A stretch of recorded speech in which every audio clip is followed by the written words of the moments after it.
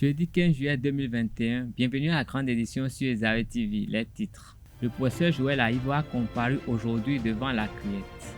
Les universités publiques du Bénin, les enseignants qui interviennent dans ces entités seront désormais régis par de nouveaux statuts, une décision prise en Conseil des ministres ce mercredi. 7 athlètes vont représenter le Bénin aux Jeux olympiques de Tokyo 2021.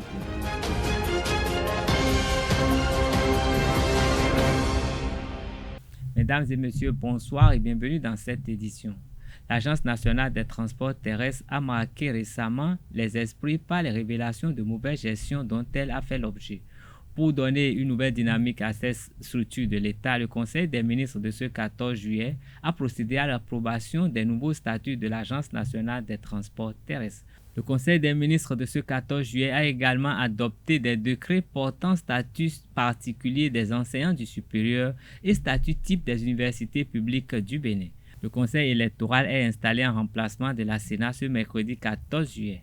Les membres du Conseil électoral qui vont se charger désormais de l'organisation des élections au Bénin ont prêté serment devant le président Patrice Talon. La cérémonie s'est déroulée à l'espace Semen City, l'annexe de la présidente de la République, en présence des présidents des institutions de la République. Le président Talon a pris acte du serment prêté par les membres du Conseil électoral et les a renvoyés à leurs fonctions. Notons que Abdou Boukari Adam Soulé, le membre du parti politique Bloc républicain, n'a pas pris part à cette cérémonie. Il a démissionné et sera bientôt remplacé par François Abiola selon certaines presses. Il prend une fonction pour un mandat de 5 ans renouvelable. Des brèves relatives aux activités à la Criette dans cette édition.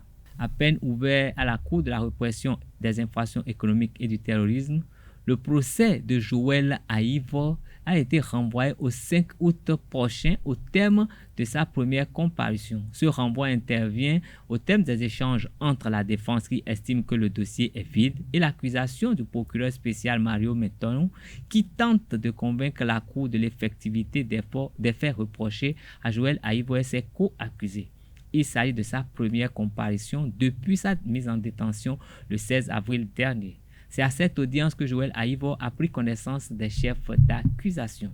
Toujours à la Criette, Séraphin Yetor, le directeur de la société Sénimes, qui s'est écroulé hier devant la cour à la première audience dans l'affaire des 145 kg de cocaïne. En détention depuis le 25 juin dernier avec 9 de ses co-accusés, il a comparu devant la cour pour la première fois dans ce procès.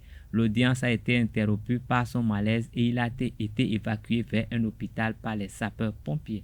Rappelons que l'ancien ministre Barnabé Dassigli s'était lui aussi effondré devant la Criette la veille. La Cour de répression des infractions économiques et du terrorisme Criette a condamné ce jeudi 15 juillet 2021 6 personnes pour trafic de drogue internationale. Il s'agit d'un expatrié de nationalité espagnole qui a été condamné à 15 ans de prison ferme pour trafic international de drogue.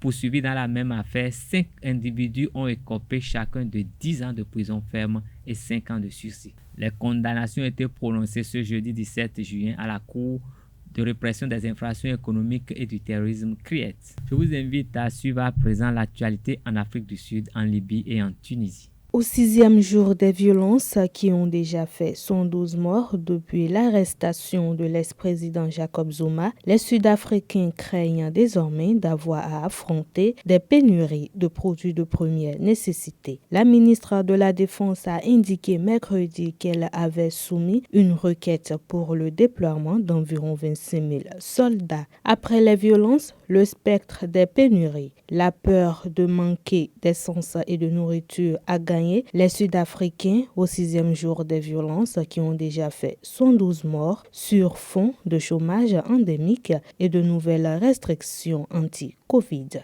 Le gouvernement a indiqué que 208 incidents impliquant des pillages et du vandalisme ont été recensés mercredi, alors que 5 000 soldats, un nombre qui a doublé mercredi, ont été déployés en renfort. Amnesty International dénonce dans un rapport paru jeudi 15 juillet les effroyables conséquences de la coopération européenne avec la Libye en matière de contrôle de l'immigration et des frontières frontières. L'organisation s'appuie sur des témoignages recueillis ces derniers mois, démontrant que malgré les engagements, des crimes toujours impunis continuent d'être commis dans les centres de détention où sont renvoyés de force ceux qui avaient embarqué pour tenter de rejoindre les eaux européennes. Le rapport détaille les meurtres, les violences impunies, les vols et les humiliations, les viols des femmes en échange de nourriture ou de la liberté, les morts par négligence ou manque de soins, notamment de bébés. On y retrouve le vécu de 53 réfugiés et migrants renvoyés en Libye après avoir été arrêtés en mer dans ces centres parfaitement légaux, officiellement contrôlés par un département du ministère de l'Intérieur. Tous les indicateurs sont au rouge en Tunisie. Le pays est dépassé par la crise sanitaire du Covid-19 selon l'Organisation mondiale de la santé. On déplore plus de 100 morts quotidiens et 16 000 décès au total. Le plus fort taux de mortalité de tout le continent et du monde arabe. Les infrastructures de santé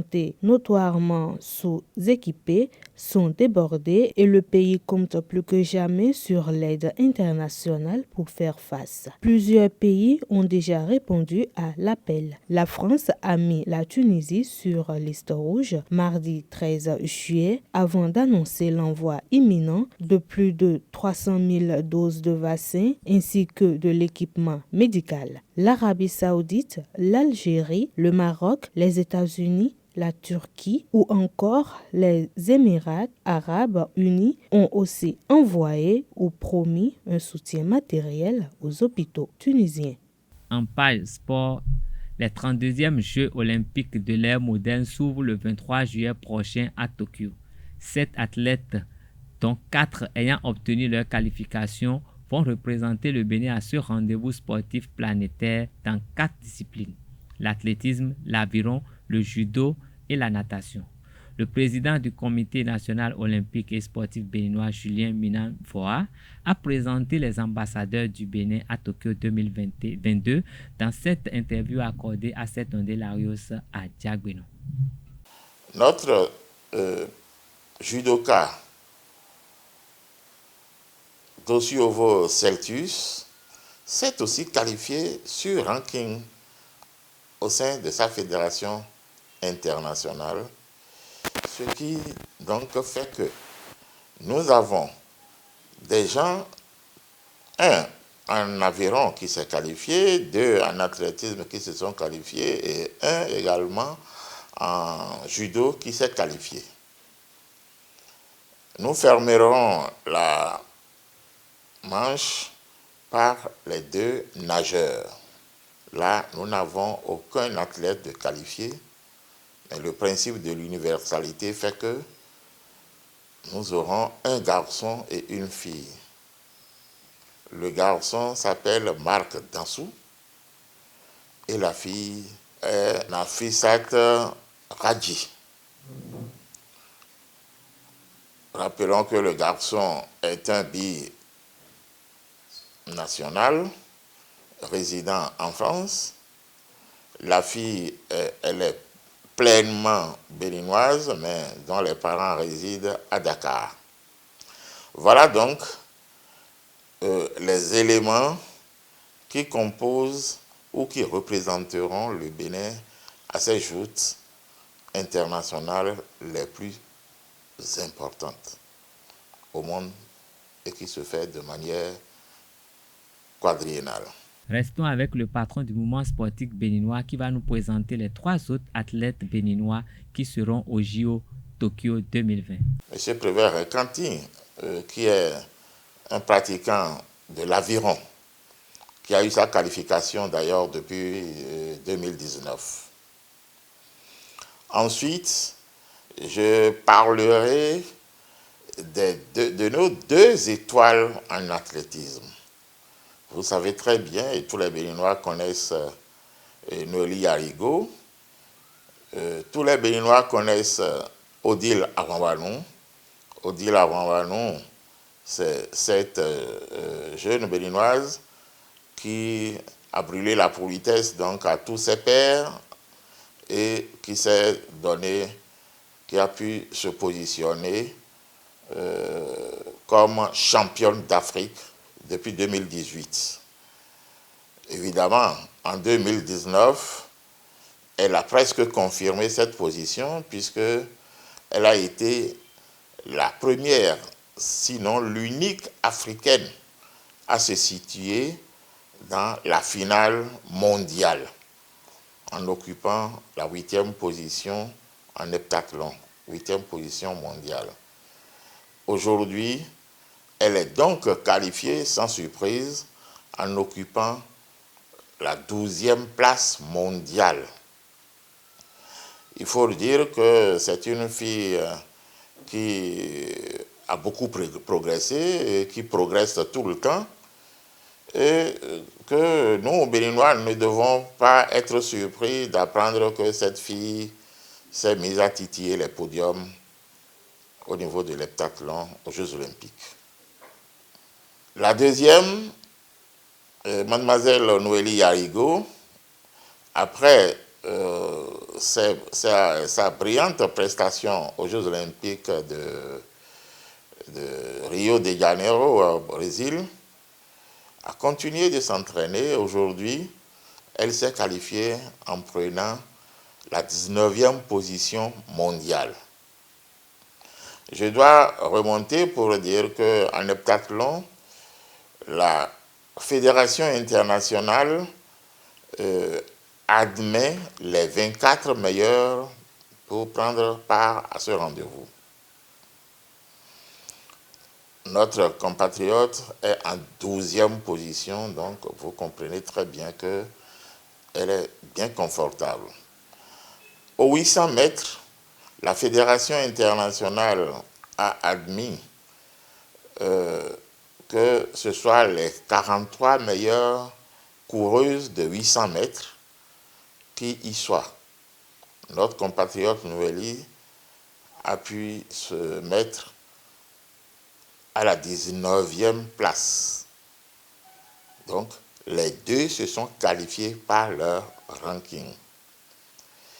Et comme il s'agit bien des Jeux Olympiques, et que aux Jeux Olympiques, il y a des exigences, à savoir l'égalité du genre, notre pays, si on ne devrait s'en tenir qu'aux qualifiés en athlétisme, ne se trouverait au jeu qu'avec des filles.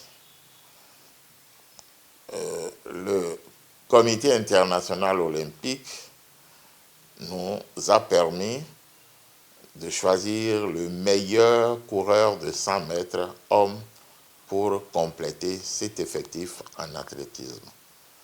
D'où la présence au sein de la délégation de Kiki Didier. Il est le meilleur au plan national aux 100 mètres, incontestable. Le Tekball a désormais une existence légale au Bénin. 9 associations ont mis ce mercredi sur les fonds baptismaux l'instance de gestion de la discipline. La Fédération béninoise de Tekball, Vincent Francis Boyinhou, est élu président du comité exécutif à la fin des travaux de l'Assemblée générale constitutive à la Maison des fédérations sportives. Pendant les 4 prochaines années, il sera aidé dans la promotion et la vulgarisation du Tekball au Bénin par 8 autres personnes. La composition du bureau avec Fernando Ressou. Les élections ont donné les résultats suivants. Président, Boyinhou Francis. Premier vice-président, Rundio Cyril. Deuxième vice-président, Kiati Toussaint. Secrétaire général, Auguste Yansounou. Secrétaire général adjoint, Soumanou Massaoud. Trésorière générale, Aglobo Juricia. Trésorière générale adjointe, Etiennette Kotor. Responsable à l'organisation, Ressou Virgile. Premier responsable adjoint à l'organisation, Sossou Krishnaji. Deuxième responsable adjoint à l'organisation, Mevo Guénolé. Et la représentante des femmes, Zanou Rose. Suivons à présent le discours-programme du premier président de la Fédération béninoise de Tekball, Vincent Francis Kpoyou. En tant que nouveau et premier président de la FEBETEC, je suis venu tendre la main au mouvement sportif. La FEBETEC ne peut avoir cette représentativité sans vous. Ce qui se fait sans vous, se fait contre vous. C'est pourquoi je vous invite à rejoindre le mouvement pour acheter ce chantier initié depuis mars 2020. Vous aurez 2 fois de plus de fierté à participer à l'achèvement de l'édifice qu'a y hébergé après sa construction. La promotion du Tekball, c'est maintenant. Aujourd'hui, l'opportunité s'offre à tous pour intégrer une organisation dynamique. En même temps, l'opportunité s'offre à nous de profiter de vos compétences pour structurer et faire progresser ce mouvement. Nous avons besoin de vous pour avancer sur ce chantier. Et ceux qui ont eu l'audace et la vision de créer la FEBETEC un après-midi du 14 juillet 2021. J'aimerais vous dire que votre place est encore libre au sein de la FEBETEC. Ne laissez pas la nature l'occuper par quelqu'un d'autre, car, dit-on, la nature a horreur du vide. La communauté a besoin de vous. Adhérez-vous à Tech Club de Parakou, à Tori Club TTC, aux associations Omnisport Racine de Boycon, à Idéon de Calavi, car elles ont fait leurs preuves au cours de ces derniers mois. Les associations sportives Colombe, Colline, Omnisport, Play and Flourish, l'Union sportive et culturelle de la Pandjari ont également introduit le Tekball dans leurs activités. Alors, renforçons-les. En ce faisant, vous ferez quand même partie de la grande famille de la FEBETEC, car notre vision est de fédérer toutes les organisations qui œuvrent vraiment dans l'intérêt du Tekball. Mesdames, Messieurs, le match ne se joue pas dans les vestiaires, ni dans les tribunes, ni même sur les bancs de touche. Il se joue sur le terrain, avec des joueurs entraînés, préparés physiquement et mentalement. Un vaste programme est établi avec la distribution dans les prochains jours du matériel aux clubs et associations. Il s'agit d'un important don de la Fédération internationale de Tekball, évalué à plusieurs millions de francs et qui devra servir à développer ce sport. La FEBETEC a besoin de toutes les forces vives de cette communauté, peu importe la génération, peu importe la culture, peu importe le niveau d'intégration. La FEBETEC existe et elle a besoin de vous pour compléter sa base de compétences et mettre celle-ci à disposition des associations qui en ont besoin. La FEBETEC a besoin de vous pour s'offrir encore plus sur le monde afin de fédérer encore plus de personnes, d'associations sportives. Je vous invite donc à travailler ensemble. Je saisis à nouveau l'occasion pour remercier particulièrement le président Julien Minavoie, à travers le Comité national olympique et sportif, d'avoir facilité l'entrée du Tekball au Bénin.